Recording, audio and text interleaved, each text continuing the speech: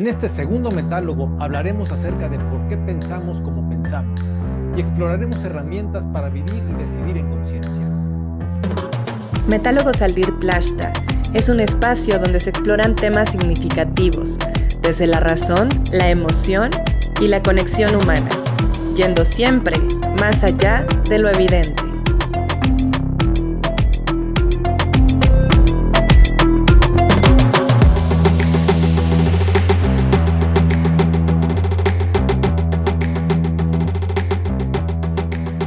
Hola Juan Carlos, ¿cómo estás? Bienvenido. ¿Qué tal, Gaby? ¿Cómo estás? Qué gusto estar aquí nuevamente en este segundo episodio de nuestros metálogos. Ya estaba yo ansioso por poder estar aquí otra vez contigo y con la gente, así es que bueno, pues listísimo y preparado para arrancar. Qué bueno, muy contento yo también. Hoy me toca hacer el encuadre, abrir, introducir el tema que vamos a conversar hoy. ¿Por qué pensamos como pensamos? ¿Qué pregunta? Me quedé dándole muchas vueltas a esta pregunta. ¿Por qué pensamos como pensamos? A ver, es bien sabido por todos que las personas pensamos cosas diferentes, ¿sí? A algunos les gusta una cosa, a otros les gusta otra cosa, algunas personas tenemos ciertas ideas políticas, otras personas tienen otras ideas políticas, pero todas estas diferencias en cuanto a lo que pensamos son diferencias en cuanto al contenido del pensamiento. Y esto ya estamos bastante familiarizados con esta idea, que las personas podemos tener distintos puntos de vista, distintas ideas acerca de una misma situación, ¿no? No son estas diferencias las que más nos interesa que conversemos hoy, Juan Carlos. Tengo la impresión de que las personas no solamente pensamos distinto en cuanto al contenido de lo que pensamos, sino que también pensamos distinto. Literalmente pensamos distinto. O sea, es como si la forma de pensar, el proceso de pensamiento de todos nosotros no fuera exactamente el mismo. Sabes que el pensamiento para la mayoría de nosotros es invisible. Quiero decir que no vemos el pensamiento, no solemos pensar acerca de cómo pensamos. El pensamiento es algo que lo damos por sentado, es algo que está ahí, es tan transparente, tan invisible como puede ser el agua en un pez que está en una pecera. Nunca se pregunta acerca de eso. Somos nosotros los que los vemos desde afuera que decimos, wow, el pez está ahí en la pecera. Lo mismo nos pasa con el pensamiento. Como pensamos, ¿desde cuándo pensamos? Desde siempre pensamos, ¿sí? Desde que tenemos conciencia de ser, estamos pensando, siempre solemos prestar atención al contenido de nuestro pensamiento, pero no al hecho mismo de estar pensando. Y entonces me surgen preguntas, además de por qué pensamos como pensamos. ¿Todos pensamos de la misma manera? ¿Utilizamos necesariamente el lenguaje para pensar? ¿O será que también pensamos de distintas maneras? Hay personas que piensan más con sus emociones, personas que piensan más intuitivamente, personas que piensan más en imágenes y otros en sensaciones. ¿Todos pensamos racionalmente o hay otras formas en que vamos procesando nuestros pensamientos? Estas son como las primeras inquietudes que te quiero proponer, Juan Carlos, a ver qué tienes para contarnos acerca de estas. Pues mira, obviamente como bien lo planteas, es un tema amplio y complejo y como bien dices, yo también llevo, pues, desde que planteamos el tema dándole vueltas. Yo lo primero que apuntaría y con mucho acierto a lo que tú dices es que yo haría una diferenciación entre los contenidos que es la materia de lo que pensamos, de lo que creemos, o sea, lo que efectivamente pensamos, y después lo distinguiría de los procesos y de las estructuras, ¿no? O sea, los procesos yo diría que es la manera en que ejecutamos las estructuras, la manera en la que ejecutamos esas diferentes características que tenemos y que nos permite llegar a conclusiones, pensar, tomar decisiones. Perdón, ¿cómo es eso? ¿Podrías explicarlo de otra manera? Porque se me hizo un tanto complicado. ¿Cuál es la diferencia entre procesos y estructuras? Sí, Vamos a pensarlo de esta manera. Digo, no me quiero meter en los terrenos de la neurociencia porque este ya ha alcanzado como niveles de especialización como impresionantes, ¿no? Acerca de qué ocurre en nuestro cerebro y cada estímulo que recibimos. Y a veces, cuando solamente vemos el aspecto de la neurociencia, a veces no siempre es fácil gestionarlo porque normalmente son cosas como como que ocurren simplemente y nosotros no tenemos ningún control sobre eso ni podemos modificar ninguna parte del proceso que lleva a cabo la neurociencia. Y tampoco me gustaría ponerme esotérico hablando de dimensiones subjetivas y cosas por el estilo. Lo que yo diría es, hablando de lo que tú me comentas de las estructuras, yo tengo la impresión de que como seres vivos tenemos justamente los seres humanos, digámoslo así, poseemos diferentes niveles o capas o estratos que forman esas estructuras que son los que nos permiten gestionar nuestra propia presencia en este instante, ¿no? Por ejemplo, el primero que se me ocurre es, tenemos un aparato sensorial. Eso es estructural, lo tenemos inserto en nuestro ser y está formado por nuestros sentidos. A través de ellos nos relacionamos con el mundo exterior. Eso sería una estructura, una de esas estratos. Otra de esas estructuras sería también nuestro sistema emocional. Tenemos todos los seres humanos, hombre, que a menos de que no esté sano, en fin, pero un ser humano normal tiene un aparato emocional que le permite ver si algo lo acecha, si está corriendo un peligro, si una experiencia es positiva, si es negativa. Después, desarrollamos sentimientos a partir de emociones y de pensamientos y de una serie de cuestiones, desarrollamos sentimientos, o al menos tenemos la capacidad de desarrollar sentimientos. O sea, eso es también algo que pareciera y que yo sí lo pondría dentro del ámbito estructural del ser, de un ser humano, ¿no? Porque esos Sí. sentimientos nos permiten construir nuestras relaciones interpersonales en el largo plazo. Después tenemos otra que es mucho más esquiva, que conocemos como intuición. Y es complejo decir cómo funciona. Lo cierto es que cuando le atendemos y le ponemos cierta atención, sí es un indicador que nos sirve para optar por una cosa en vez de otra, que nos da ciertos apuntes, aunque no sea demasiado, aunque escape un poco a nuestra construcción racional. Y por supuesto, una estructura más sería la capacidad que tenemos materialmente de razonar, de fundamentar, de articular deducciones, de hacer análisis, de ver pros y contras de cualquier situación, y donde aparentemente nosotros tenemos el control de de estructurar un pensamiento y de llegar a una conclusión a partir de una serie de variables que nosotros conocemos. Eso yo le diría a nuestra capacidad racional. Y la última Perdón, perdón, perdón, estructura perdón. Bueno, termina con las estructuras que te quiero hacer una pregunta, por Me favor. falta solamente, yo pondría una Sí. más, y esta Mm. es relativamente subjetiva, pero yo sí la pondría como un grado de estructura, porque yo creo que a partir de la cultura en la que nacemos y del entorno en el que estamos insertos, vamos almacenando una enorme cantidad de creencias que técnicamente o de alguna manera también se llaman representaciones, donde eh, a partir de la información que vamos recibiendo, vamos construyendo definiciones, vamos construyendo explicaciones y le encontramos a todo lo que nos rodea, que no sabemos, lo rellenamos con información que recibimos de algún sitio, pero que termina por ser fundamental porque es lo que nos hace crear prejuicios, actuar de una manera, de la otra, pero lo cierto es que todos tenemos una idea del amor, todos tenemos una idea de la paternidad, todos tenemos una idea de la amistad,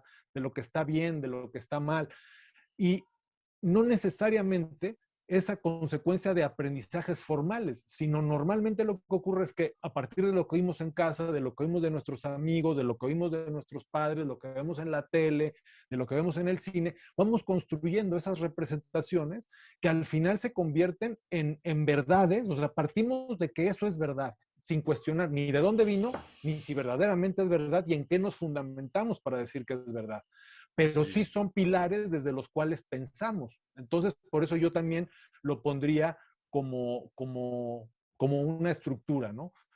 Pero ahí, si quieres, ahí paro. Sí, sí, sí. Lo que estaba pensando, y por eso te interrumpí recién, es que me parece que para la mayoría de las personas, cuando hablamos de pensar, ¿sí?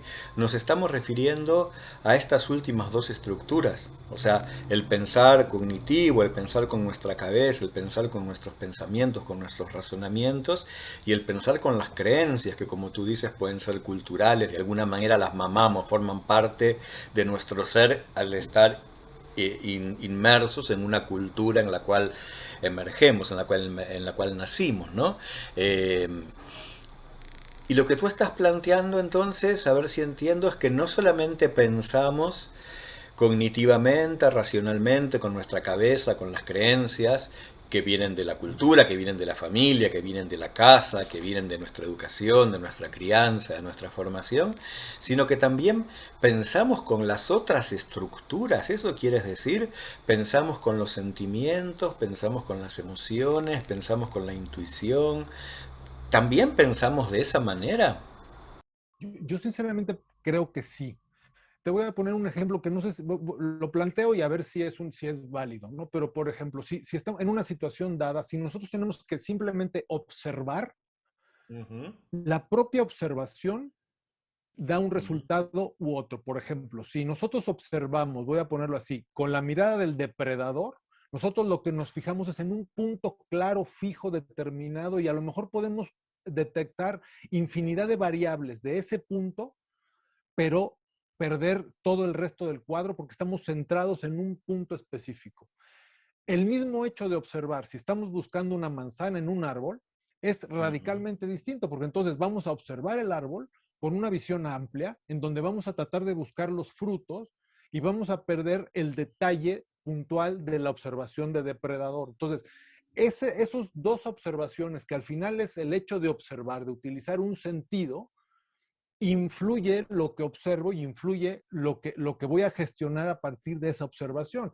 Y el decidir entre uno u otro, decidir mal en un caso extremo, pues puede representar la vida o la muerte. Cruzar una calle distraídamente eh, eh, puede acarrear consecuencias terribles por no estar presente, por no estar utilizando los sentidos, dándole prioridad a ese instante, y a lo mejor vengo pensando en que tengo que ir a la lavandería y me atropellan por no utilizar mis sentidos en ese momento, por no gestionar el momento presente. Y yo por eso diría que esa es una manera de pensar. Lo mismo la emocionalidad. Me parece que también a partir de cómo recibes y de cómo encaras una situación, o sea, por ejemplo, podemos estar en una misma situación y yo encararla como si fuese un desafío o como si estuviese yo corriendo un riesgo, y la otra persona tomarla como con total tranquilidad, estar en un entorno de seguridad y sentirse en paz. El hecho de que yo lo haya leído como un entorno de riesgo hace que yo encare la situación de una manera totalmente distinta y involucre todos los demás procesos para modificar lo que voy a pensar o no en ese momento y a las conclusiones a las que eventualmente podré llegar. Trato de asimilar esa idea. Ya lo hemos conversado un poco antes y tenemos un punto de vista un tanto diferente sobre esto. A mí me resulta difícil asimilar, pero trato de entenderlo como que toda actividad de nuestra conciencia es un tema de palabras. Tú llamas pensamiento también, ¿no? Esa disponibilidad, esa disposición, ese estado de disposición, por ejemplo, de la percepción que nos hace tener una mirada focalizada o una mirada más periférica, como tú decías, focalizado como el depredador, más periférico, más general, más amplio, como el que busca manzanas en un árbol, o esa mirada que si me focalizo mientras estoy por cruzar la calle y no presto atención a lo que pasa alrededor, corro peligro, o sea, toda esta actividad que es como una actividad como de nuestra conciencia, solo para ver si estamos entendiéndonos, tú a todo eso lo llamas pensamiento. Sí, entiendo que es discutible y tampoco es que esté completamente cerrado a nombrarlo de otra manera. Digamos, mi fundamento para ponerlo todo en una jerarquía que se va desarrollando es justamente una visión evolutiva, en mi caso, muy basada en el trabajo de Ken Wilber, en donde conforme la evolución va dándose y las especies van apareciendo sobre la Tierra, cada una de ellas va teniendo una de estas estructuras más. Es decir, una amiba tiene sensorialidad, pero no tiene emoción. Pero hay especies posteriores que tienen sensorialidad y emocionalidad. Y ambas cosas les permiten sobrevivir. perdón, a ver, solo para entenderte y para que nos entiendan quienes no tienen idea de quién es nuestro querido Ken Wilber. ¿Quieres decir entonces que de esa sensorialidad, esas primeras sensaciones o esas primeras reacciones que tienen como los organismos más primitivos, anteriores evolutivamente, es la misma línea evolutiva que finalmente va a terminar desembocando en el desarrollo de nuestra capacidad cognitiva, de nuestro pensamiento, de nuestro razonamiento? A medida que evolucionamos y que evoluciona nuestro sistema nervioso, ¿sí? A medida que vamos avanzando a lo largo de la evolución de las especies, entonces, pero es la misma línea. Tú dices que la capacidad de pensar que tenemos nosotros como seres humanos a partir del desarrollo de nuestra corteza cerebral es la misma línea evolutiva que hace que una ameba, ¿sí?, reaccione de la manera que reacciona frente a los estímulos del ambiente. ¿Es eso? ¿Es eso? Claro, en esa línea evolutiva planteada por esa gama de autores, lo que ocurre es que las condiciones estructurales no se sustituyen, sino que se integran y se trascienden y se agregan, ¿no? Entonces, una gama de organismos solo tiene sensorialidad, otra gama de organismos tiene sensorialidad y emocionalidad. Otra gama de organismos tiene sensorialidad, emocionalidad y es capaz de desarrollar cierto grado de sentimiento. Y llegamos los seres humanos y tenemos todas esas capacidades más la racionalidad. Eso quería decirte, o sea, y nosotros tenemos toditas esas formas. El problema, mi querido Juan Carlos, es que no las usamos toditas, al menos no las usamos conscientemente. Una de las cosas que estuvimos conversando el otro día, y era uno de los motivos por los cuales hacer este metálogo, tenía que ver con que muchas veces confundimos, por ponerle un nombre, podríamos decir los distintos dominios o las distintas dimensiones de nuestro ser, ¿no? A ver, yo tengo la idea, y esto te quería comentar, de que me parece que en nuestra cultura, en nuestra civilización, tenemos como muy sobredimensionada la racionalidad, ¿no? La tenemos como muy hipervalorada, nos definimos como seres racionales. Entonces pareciera que como, claro, como es el último modelo en la evolución, todos queremos tener el último modelo, como si fuera un auto nuevo, ¿no? Entonces, como es el último modelo, todos presumimos de nuestro logro evolutivo y es que somos seres racionales. Y eso hace que tendamos a explicar todo con racionalidad, como si esa fuera nuestra forma de pensar privilegiada. Cuando en realidad, estoy pensando en voz alta contigo esta idea, en realidad, si somos seres multidimensionales, o sea que estamos conformados por distintas dimensiones, tenemos una dimensión cognitiva, también tenemos una dimensión emocional, de los sentimientos, tenemos una dimensión corporal, tenemos una dimensión intuitiva, tenemos una dimensión espiritual, tenemos una dimensión interaccional. Entonces, podríamos decir que hay una forma de pensar que es propia para cada una de estas dimensiones. Y que los seres humanos, tan inteligentes que somos, sobredimensionamos una forma de pensar por sobre las demás formas de pensamiento que podemos tener. ¿Algo así? ¿Podría ser? Yo creo que es absolutamente correcto y tampoco es algo nuevo, es decir, quizá nosotros no estamos habituados a manejarlo, pero si nos vamos a la gente que trabaja con el neuromarketing, por ejemplo, ellos lo hacen todo el tiempo y se generan los estímulos apropiados para tocar los ámbitos necesarios, normalmente la emocionalidad, para generar un deseo que compres y después, y solo después, construir una explicación racional a esa compra, ¿no? Pero eso ya lo sabemos, o sea, el asunto es que nosotros en la cotidianidad no lo manejamos, o sea, estamos no necesariamente disociados en la práctica, pero sí estamos perdiendo la conciencia de que todo eso está, porque al final, si no tuviéramos eso funcionando, pues nuestra vida cotidiana sería muy difícil. Mm. Pero lo cierto es que no somos conscientes de ello y me parece que el problema que esto implica es que nos limitamos y dejamos de percibir y dejamos de decidir de una manera más amplia decisiones que podrían, si se tomaran no solamente tomarlas todas, sino en cada situación ver a cuál darle más peso. Porque, por ejemplo, si nosotros vamos a buscar o estamos decidiendo respecto a tener o no una cierta pareja, si nosotros hacemos un listado de pros y contras, lo más probable es que no importe para nada porque vamos a acabar haciendo lo que nuestra emocionalidad nos dicte.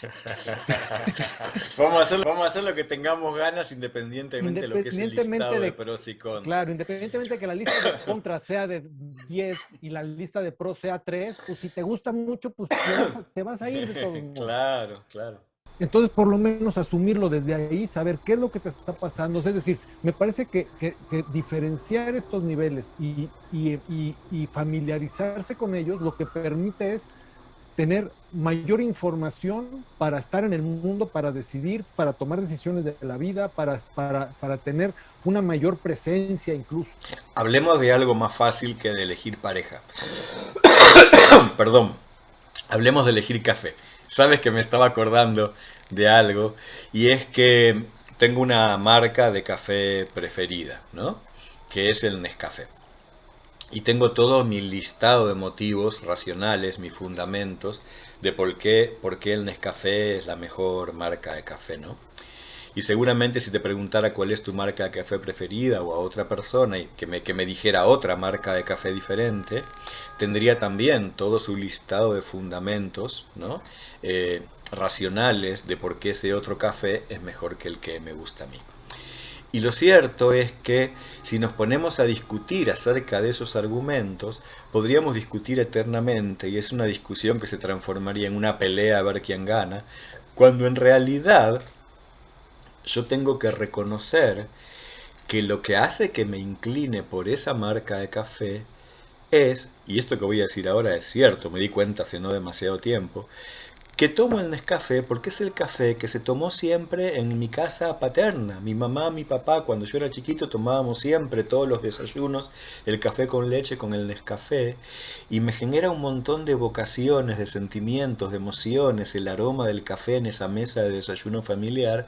Entonces, tendría que ser bien tonto si pensara que elijo Nescafé por todo ese listado de argumentaciones racionales, cuando en realidad lo más probable es que esté eligiendo Nescafé por motivos que tienen que ver con otra forma, otra de mis formas de pensar, que no es la racional, sino que tiene que ver con esas emociones y sentimientos que me evocan, ¿no? Es lo que tú decías de los nuevos descubrimientos del neuromarketing, que muchas veces, por no decir que la gran mayoría de las veces, las personas elegimos inclinados por este pensamiento de nuestra dimensión emocional, pero luego ¿qué pasa? Como nos creemos, como nos definimos como seres racionales, necesitamos para nuestro propio ego, para nosotros mismos, poder justificar nuestra elección, que es puramente irracional o emocional, o, perdón, por decirlo de la manera como veníamos metalogueando.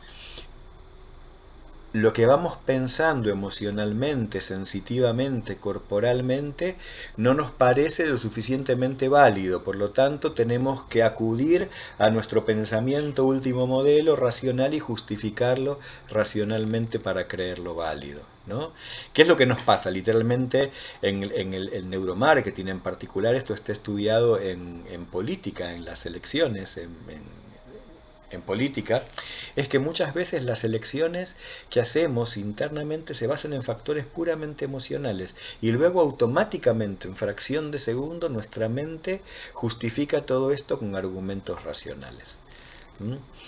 Con el café es más fácil darse cuenta de esto, por lo menos a mí me resulta más fácil darme cuenta. Pero es muy interesante porque en ese mismo ejemplo que tú pones del café, al momento en el que tú caes en cuenta de la importancia que tuvieron tus experiencias del pasado para decidir, más bien para decidir que el Nescafé es tu marca de café favorita, en el momento en el que tú tomas conciencia de eso, la experiencia de tomar Nescafé se transforma también, se amplía, te remite, además del momento presente en que te estás tomando un café, te remite a esas sensaciones, a esos recuerdos, y entonces enriquece la experiencia, además de que le da más sentido, porque sí, decirle a alguien que te toman café y que racionalmente te parece una buena idea. Pero además, Juan Carlos, además de que enriquece mi experiencia, me permite aceptar de muy buena gana que tú tomes una marca de café diferente y que tu marca favorita sea distinta a la mía y que no necesitemos discutir por eso, porque si yo baso mi experiencia, si yo baso mi decisión en esa forma de pensar emocional, evocativa, que tiene que ver con mis sentimientos, con mis aromas, con mis sensaciones, puedo perfectamente entender que tú, como tienes una historia diferente y tienes aromas, sentimientos, sensaciones, recuerdos, evocaciones de tu infancia que son completamente diferentes, y entonces si tú eliges algo diferente a lo que elijo yo, me es mucho más fácil aceptarlo desde este lugar que si tú me presentaras argumentos racionales que son distintos a los míos, porque ahí discutiríamos. Entonces nos permite convivir también de una manera más armoniosa. A ver, lo voy a decir de otra manera. Si las personas fuéramos conscientes de qué tipo de pensamiento estamos teniendo en cada una de las dimensiones de nuestro ser y pudiéramos ubicarnos en esa dimensión, por ejemplo, cuando quiero perseguir un objetivo, me pongo en esa mirada acechante. Cuando quiero buscar manzanas, me pongo en mirada más amplia. Cuando quiero cruzar la calle, me pongo en mirada más amplia. Cuando quiero otra cosa, me pongo en mirada acechante. Cuando elijo café, me pongo en esa mirada como más sensitiva, emocional, evocativa. Cuando quiero definir un concepto, me pongo en esa dimensión más racional. O sea, que si pudiéramos tener más conciencia acerca de nuestras distintas modalidades, nuestras distintas formas de pensamiento y utilizar la que sea la más apropiada para la dimensión más apropiada, eso sería mucho mejor y nos evitaría muchos problemas.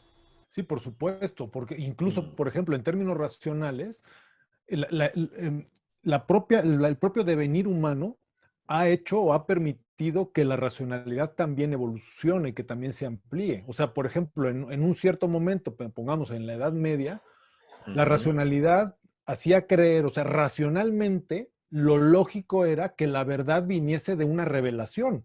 Era un pensamiento absolutamente racional para ese momento. O sea, seguir lo que decía la Biblia era una buena idea porque estaba escrita, era un libro sagrado, o sea, realmente hubiese sido una irracionalidad no prestar atención a lo que todo tu entorno te dice que es la verdad revelada. Sin Claro. embargo, viene una etapa posterior en donde se descubre o se llega a la conclusión de que la verdad se alcanza a partir del razonamiento estructurado, con una serie de formas, de mecanismos, de procedimientos. Y hemos llegado a una etapa en donde también podemos aceptar que, ok, yo tengo un pensamiento, pero no necesariamente la verdad, hay temas en donde la verdad es absoluta, ¿no? O sea, la ley de la gravedad es la que es, porque objetivamente así ocurre y así se rige la física de nuestro planeta, pero tu opinión contra mi opinión no necesariamente se rigen por esa misma, o sea, mi opinión no descalifica la tuya o la tuya a la mía. Dependiendo de la circunstancia y del caso, puede ser enriquecedor que existan dos. Por ejemplo, una de las tristes costumbres es entrar a un debate a ganarlo, cuando lo enriquecedor de un debate sería buscar la verdad más amplia, ¿no? O sea, buscar los mejores argumentos, vengan de donde vengan, porque si yo me siento a dialogar con otra persona, lo óptimo es que lleguemos a algo en donde aprendamos los dos. ¿Qué sentido tiene que yo construya una serie de argumentos, falaces o no falaces? No importa, porque lo que importa es derrumbar al otro. ¿Es una manera de hacerlo? Sí, por supuesto. Así funcionan todos los debates políticos, por ejemplo, ¿no? O sea, yo tengo que ir a ganarle al otro, a dejarlo en ridículo, a que no pueda contestar, no importa que le diga una mentira. Ese querer ganar es una forma de pensar también, porque es una disposición de ánimo con la que uno va a enfrentar una interacción con otro, ¿no? El tema es que muchas veces esas personas, por ejemplo, esos políticos no tienen conciencia que lo que quieren, o no tienen total conciencia que lo que quieren es vencer, dominar, obligar, ganar, ¿no? Entonces se la pasan todo el tiempo argumentando y ahí están confundiendo esas dos dimensiones de las que hablábamos hace un rato. Sí, sí, se reúnen simple y sencillamente porque utilizan el debate como un mecanismo de vencer al otro, de competir, y no como un mecanismo de obtener una verdad mayor. Entonces, Claro, ¿qué ocurre? Que ya el planteamiento tiene que ver con los contenidos y tiene que ver con los procedimientos, ¿no? O sea, en este caso, mi objetivo es que la gente diga, ah, mira qué buen candidato, qué fuerte, cómo arrastró al otro. Y entonces me vuelco en hacer eso, pero el contenido de la conversación no tiene ninguna importancia, porque lo único que claro. quiero es generar la percepción de que soy más fuerte, más hábil y más inteligente que mi Claro, oponente. Mi claro, oponente. claro. No estoy... Pero por eso, perdón, Sí, sí. para eso sería mucho más adecuado una sesión de catch, de lucha libre. Sí. Claro, entonces, pues si quiero ganar, pues lucho. Y si quiero pensar, pues dialogo. Y si quiero encontrarme con otro y construir algo juntos, pues entonces aquí estamos metalogueando, ¿no? Claro, Que claro. ese, Sí, sí, que ese es un y ahí es poco... una Sí. relación interesante entre los contenidos y las estructuras. Es decir, yo puedo usar mi racionalidad para escuchar y para hacer preguntas y para tratar de decir lo que genuinamente pienso para buscar una construcción mayor, o puedo desde mi racionalidad decir, no, es que yo tengo que imponer mi verdad porque yo tengo razón. Y entonces cuando a mí me interesa más demostrar que tengo razón contra no demostrar nada, simple y sencillamente tener un encuentro con un otro y ver qué sale de él, entonces mi capacidad racional está siendo utilizada de dos formas radicalmente distintas que me llevan a lugares completamente diferentes. Mira, yo tengo dos palabritas que son de uso coloquial para mostrar esa diferencia, ¿no? Una es discutir y la otra es pelear. ¿Mm? Claro, cuando dos personas discuten, de alguna manera están dialogando, están haciendo un metálogo, están intercambiando información, están construyendo juntos, quieren claridad, quieren ampliar conocimiento, están intercambiando ideas, están intercambiando puntos de vista.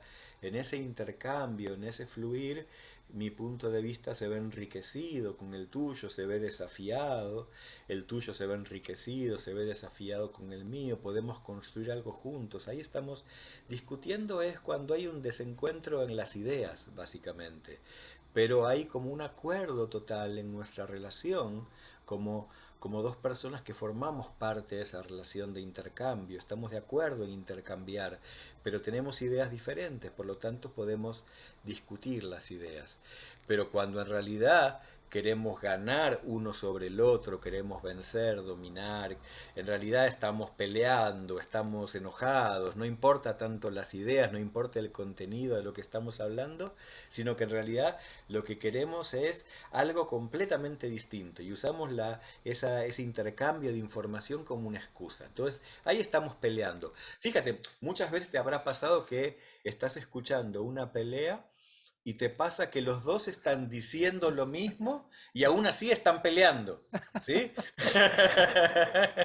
Claro, claro, porque ahí no tiene nada que ver con intercambiar esa información. Y Bien. otra cosa que me parece también muy interesante y que abre toda una vertiente es que llega a existir incongruencia entre estos estratos. Es decir, puedo yo tener racionalmente algo que yo creo que es lo correcto, pero, pero algo en mí me dice que no. Puedo yo tener una convicción de hacer algo, pero emocionalmente sentirme paralizado, etcétera.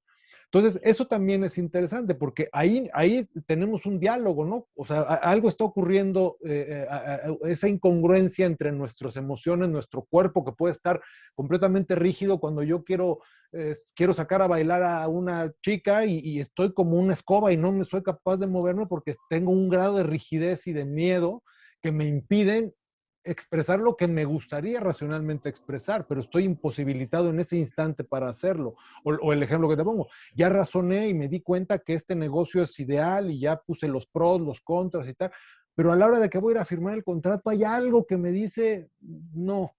A ver, ¿acaso estás diciendo que nuestras distintas formas de pensar y de procesar, de nuestras distintas dimensiones, a veces podrían no estar de acuerdo entre sí y eso genera incongruencia? Yo creo que sí, yo creo que ocurre con frecuencia. Y Sí, yo sí, creo claro. que ahí es donde está lo interesante, porque tampoco tengo toda la, o sea, no, estamos planteando problemas más que pontificando verdades, ¿no? Dentro de ese planteamiento de preguntas y de posibilidades yo no sé exactamente cómo resolver ese tema. Por eso mi impresión es de que cada problema o cada circunstancia tiene uno de esos estratos, es más adecuado para decidir.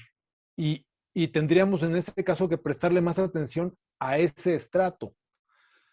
Pero no siempre es fácil saber, y particularmente en el instante en el que ocurre, porque normalmente lo que pasa es que hay una exacerbación del estrato más incómodo, ¿no? El Sí, estrato a ver, más incómodo, ¿no? sí, a ver, no, Y eso no, nos está bien, ciega está en ese bien. momento, Yo perdón, lo te que interrumpo. diría es que creo que es bien importante esto de darnos cuenta eh, cuál es la dimensión de nuestro ser que está involucrado y la forma de nuestras distintas formas de pensamiento, cuál es la que tendríamos que privilegiar en un instante. Porque lo que yo veo que sucede muy a menudo es que cuando las personas tenemos una forma que es la privilegiada, por ejemplo nuestra forma racional, tratamos de resolver todas las situaciones con esa herramienta, con el pensamiento racional. Y ahí es donde solemos cometer errores. Esto es bien típico, es como el ejemplo que ponías tú de elegir una pareja de acuerdo solo a criterios racionales, o elegir cuál es tu café favorito de acuerdo a criterios racionales, ¿no? Cometemos ese error muchas veces. Y y yo creo que eso sí es un problema, porque si pudiéramos darnos cuenta, ser más conscientes de que nuestro pensamiento se va procesando por distintos canales diferentes, de acuerdo a las distintas dimensiones de nuestro ser, entonces podríamos decir, bueno, elijo mi café favorito de acuerdo a lo que se me da la gana de que sea mi café favorito, no importa ahí mi pensamiento racional. Y si elijo una pareja, pues privilegiaré mi corazón, mis afectos, mis sentimientos. Y si estoy eligiendo, no sé, qué comida quiero comer en un momento, pues tendré que prestar atención a mi pensamiento más somático, más corporal, ¿no? Y si quiero resolver una ecuación matemática, pues tendré que privilegiar mi forma de pensamiento lógico-matemático, ¿no? Entonces, en tanto tengamos conciencia de que pensamos en distintos canales, en distintas dimensiones, creo que nos ayudaría mucho enfocar, utilizar nuestra forma de pensamiento más apropiada para cada una de nuestras dimensiones. El problema, como te decía antes, es que solemos privilegiar demasiado la forma racional, ¿no? Al punto de que al comienzo de esta conversación, cuando yo te decía que, que me costaba entender que las distintas dimensiones son también distintas formas de pensar, es porque estoy muy acostumbrado a pensar que el pensamiento solamente transcurre a nivel del lenguaje con palabras y que privilegia mucho la lógica racional del pensamiento, ¿no? Por eso ahora en parte me enriquezco con este metálogo al considerar que pienso de distintas formas, con distintos canales y con distintas estructuras de pensamiento. Claro, yo creo que incluso eh, dentro del propio pensamiento racional, o bueno, no sé si yo creo que, por ejemplo, un pintor sí piensa en imágenes, ¿no? O un músico sí piensa en sonidos, o sea, y después lo interpreta, después, o no lo interpreta y lo interpretan sus críticos, pero lo que le llega y lo que le da la herramienta y lo que lo convierte en un creador, no necesariamente pasó por la palabra, que en el caso de la escritura sí, en el caso de la terapia sí, pero no, quizá no necesariamente en todos los casos, ¿no? O sea, porque eso, pues el ejemplo de un pintor, muy probablemente tenga una obsesión con una imagen o con una gama de colores o con unas formas y esté proyectándolo todo el tiempo en su obra sin que sea ni siquiera demasiado consciente de qué significa, de qué no significa, de qué, cómo lo explicaría. Simplemente lo expresa. Y yo creo que eso sí es una manera de pensar. Sí, sí, sí, sí, sí, sí. Sí, incluyo aquí el aporte que hace la programación neurolingüística acerca de que las personas procesamos la información, algunos de manera más visual a través de imágenes, otros lo procesamos de manera auditiva a través de sonidos y otros procesamos a nivel kinestésico, a nivel de corporalidad, ¿no? Y ya esto marca tres formas distintas de procesar el pensamiento. Sí, sí, por supuesto. Yo creo que esa es o sea, eso es un tema súper complejo y súper elaborado, ¿no? Porque es todas las gamas posibles, las combinaciones entre sí y a su vez la complejización que implica que a veces estén en desacuerdo y estén estén en conflicto entre sí. Entonces, ¿a Sí. cuál le hago caso? ¿Cómo le hago caso? Por eso sí creo que requiere un trabajo, o sea, sí es me parece que no es algo que ocurra automáticamente, ya soy consciente.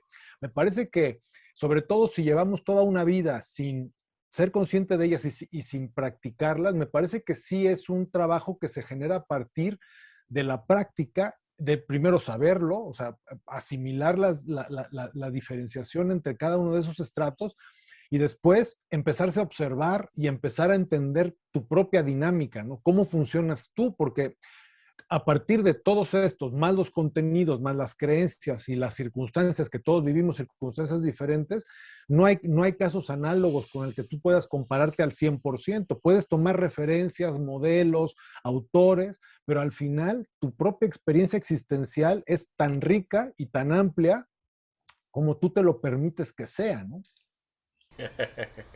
Ya me recontra recomplejicé, Juan Carlos. Y ni hablar que en una sola dimensión del pensamiento, como tú decías, en la racionalidad, había una racionalidad premoderna que tiene que ver con el principio de autoridad, con esa verdad revelada, que en la modernidad apareció la racionalidad más racional, más científica, y en la posmodernidad, como tú decías, apareció el respeto por los distintos puntos de vista, y que asimismo en esta modalidad racional tenemos, de acuerdo a la evolución, ¿no? Tenemos las personas que piensan con su pensamiento mágico y otros que piensan con su pensamiento mítico y otros que piensan con su pensamiento racional y otros con su pensamiento ultra recontra racional. A ver, ¿y si todo esto no fuera así como lo estamos hablando? Finalmente, Juan Carlos, ¿por qué pensamos como pensamos? Pues mira, si no fuera como lo estamos planeando, como lo estamos planteando, perdón, pues no te habría que decir, ¿no? Porque no porque tenga que ser necesariamente así, sino porque me parece que la propia experiencia sí va delimitando y va construyendo la manera en que interpretas las cosas que te ocurren. Entonces, yo lo que sí creo es que esta no es la única explicación posible, sino que puede haber muchas otras, no sé si muchas, pero sí puede haber varias maneras de encarar esta situación de manera distinta, con distintos formatos, con diferentes perspectivas, con diferentes incluso visiones religiosas o no religiosas. Lo que sí es verdad y lo que sí me parece que es difícil, que al menos yo no podría partir de la base de que pudiera ser falso, es que sí tenemos esos estratos distintos, es decir, el cuerpo nos da información que no nos da la mente y la emocionalidad nos da información que no nos da el cuerpo y los sentidos nos dan información que no nos da el razonamiento y la intuición, como te decía, no sé cómo se llama, no sé nombrarla, a lo mejor definirla es un poco subjetivo, pero es cierto que hay un momento en el que ya decidí hacer algo y hay algo que me dice no lo hagas y en la experiencia normalmente tendría que no haberlo hecho. Entonces, independientemente de cómo se encare, o sea, quizá las categorías podrían ser diferentes, quizá la manera de encararlo podría ser distinto, pero de que no somos un monolito, me parece que eso sí me costaría mucho trabajo pensar que, que podríamos volver ahí, ¿no? Volver a pensarnos como un ente sólido, cerrado, ni siquiera el propio Descartes, cuando se plantea el pienso, luego existo, lo que hace él es disociarse de todo lo que no es racionalidad. Pero es una disociación, o sea, en realidad el cuerpo sigue ahí, en realidad los sentidos siguen ahí. Entonces, me cuesta trabajo pensar que no haya algo de verdad en lo que hemos planteado, aun cuando se pueda nombrar de forma distinta. Yo creo que sí hay mucho de verdad en lo que hemos planteado, por lo menos desde nuestro punto de vista, por algo lo hemos planteado. Y también pienso que cuando pienso demasiado, muchas veces me disocio de mí mismo, de mis seres, como si estuviera privilegiando una de mis dimensiones por encima de la otra. Es lo que me está empezando a pasar un poquito ahora, donde me doy cuenta que la cabeza se me hace como más grande, que empieza a pensar mucho, que se carga como mucho de energía, y otras partecitas de mí como me están enviando otro tipo de información. Entonces sí creo que puede haber un estado de integración en el que cada una de las dimensiones de mi ser, de las que hablábamos antes, cada una de las estructuras de las que hablábamos antes, estén un poquito más integradas, ¿no? Como si pudiera bajar mi centro de gravedad de la cabeza un poquito más hacia abajo, integrar todo ahí, y entonces cada una de mis formas de procesar, o que podemos llamarla cada una de mis formas de pensar, empezaron como a equilibrarse, y entonces desde ese centro yo pudiera percibir lo que dice mi pensamiento, y al mismo tiempo pudiera percibir lo que dicen las sensaciones de mi cuerpo, y al mismo tiempo pudiera percibir lo que dicen mis sentimientos, emociones, y al mismo tiempo pudiera percibir algo que podríamos llamar como energético, y al mismo tiempo lo intuitivo, y al mismo tiempo mi relación contigo en este momento, y que todas esas distintas dimensiones puedan como unificarse. Y a esta forma de pensar, que hasta ahora no le pusimos nombre, ¿cómo podríamos llamarlo? Pensamiento unificado, integrado. Sí, integrado, ¿no? O sea, es decir, y además, o sea, complementando, porque digo, quienes nos oigan pueden decir, no sé, puede parecerles buena idea y en el momento de ejecutarlo muy complicado, muy difícil. Yo lo que creo es que al final, depende de la edad de cada quien, llevamos mucho tiempo viviendo como por pedacitos. El tratar de empezarlo a integrar es un ejercicio de práctica y de prueba y error, ¿no? Que no necesariamente sale a la primera y que no necesariamente sale bien siempre, pero justamente de practicar es como o sea, de tener conciencia de que tienes todos esos estratos y de practicar el integrarlos, el obedecerlos, el hacerles caso, el escucharlos en diferentes momentos, es de donde va a partir esta integralidad o esta sí, integralidad yo le llamaría, pero bueno, holismo individual o no sé cómo podríamos llamarlo, pero bueno, algo que remita al hecho de tomarnos, de visualizarnos a nosotros mismos como entes completos y no solamente partes de nosotros, ¿no? Hasta aquí llegué yo hoy. Me parece bien, me parece bien. Te mando un abrazo muy, muy grande, Juan Carlos. Espero que esto haya enriquecido un poco y haya movido un poquito las ideas y las distintas formas de pensar de quienes nos ven y nos escuchan. Por supuesto, síganos en las redes, en nuestra página de Facebook. Por favor, ahí escriban sus opiniones, sus comentarios, que eso nos va a gustar mucho Propongan leerlos, temas, ¿sí? que nos propongan temas para charlar también. Eso que sí. Bueno, muchas gracias. Y Chau, bueno, por chau. último, obviamente quienes nos están viendo en YouTube, pues están viendo la imagen, pero también está la vía podcast que está en Amazon Music, que está en Spotify, que está en la de Apple.